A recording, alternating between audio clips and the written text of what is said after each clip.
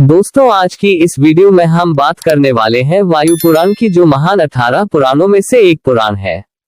वायु पुराण में 112 अध्याय और 11,000 श्लोक मिलते हैं। इस पुराण को स्वतंत्र पुराण भी माना जाता है। वायु पुराण को विद्वानों द्वारा स्वतंत्र पुराण न मानकर शिव पुराण का ही अंग मानते हैं, क्योंकि इस पुराण में शिव उपासना की चर्चा अधिक है। वायु पुराण में खगोल, भूगोल, सृष्टिक्रम, युग, तीर्थ, पितर श्राद्ध, राजवंश, ऋषिवंश आदि का सविस्तार का वर्णन मिलता है। वायु पुराण में वायु देव द्वारा श्वेतकल्प के प्रसंगों में धर्मों का निर्देश दिया है, इसलिए इस पुराण को वायु पुराण कहते हैं। इस पुराण 2 भागों से युक्त है, पूर्व और उत्तर। इसमें सर्ग आदि का लक्षण विस्तार पूर्वक वर्णन कहा गया है। वायु पुराण में विभिन्न मंत्रों द्वारा राजाओं के वंश का वर्णन है। इसमें सब मासों का महात्म्य का वर्णन बताकर माघ मास का अधिक फल माना जाता है। इसमें दान धर्म और राजधर्म का वर्णन विस्तार से मिलता है। इसमें पृथ्वी और आकाश में घूमने वाले जीवों संबंध में निर्णय किया गया है। इसे वायु पुराण का पूर्व भाग कहते हैं।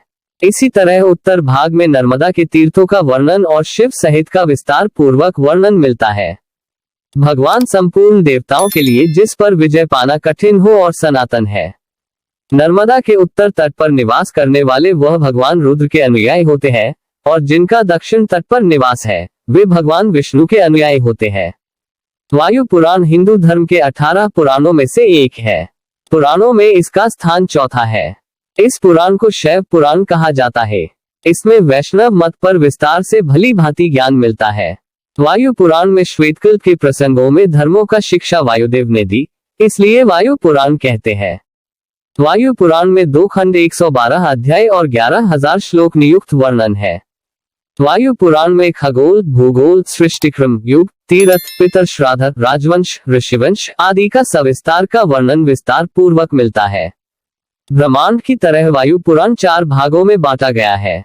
नंबर 1 प्रक्रिया, नंबर 2 अनुच्छेद, 3 उपोद्घात और नंबर 4 उपसंहार। वायु पुराण में 5 प्रकार के धर्म का वर्णन मिलता है। वासवी पितरों की मानसी कन्या की कथा है। ये श्राप के कारण मछली के रूप में पैदा हुई।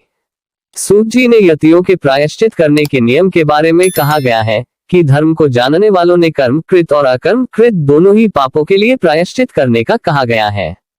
वायु पुराण के शुरू नारायण नमस्कृत्य से होता है। इस पुराण के दूसरे श्लोक में महर्षि व्यास की प्रशस्ति का गायन किया गया है, और तीसरा श्लोक शिव भक्ति का वर्णन करता है।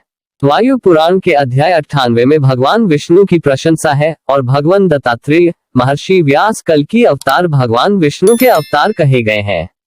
अध्याय 99 वायु पुराण का सबसे बड़ा अध्याय है। इसमें 464 श्लोक हैं और इसमें बहुत सी प्राचीन, निश्चित और ऐतिहासिक कथाओं का वर्णन मिलता है। वायु पुराण में श्राद्ध के 160 श्लोक, मोक्ष पर 35, तीर्थ के 22, दान के 7, ब्रह्मचारी पर 5 हैं। वायु पुराण ने गुप्त वंश की ओर एक संदेश चलता कर दिया है। इसे 5 वर्षों का एक युग मालूम होता है। अध्याय 87 में पूर्वाचार्यों के नियम के आधार पर गीतालंकारों का वर्णन मिलता है। मित्रों, आज की इस वीडियो में बस इतना ही। वीडियो पसंद आई है तो चैनल को सब्सक्राइब कर वीडियो को शेयर करना ना भूले।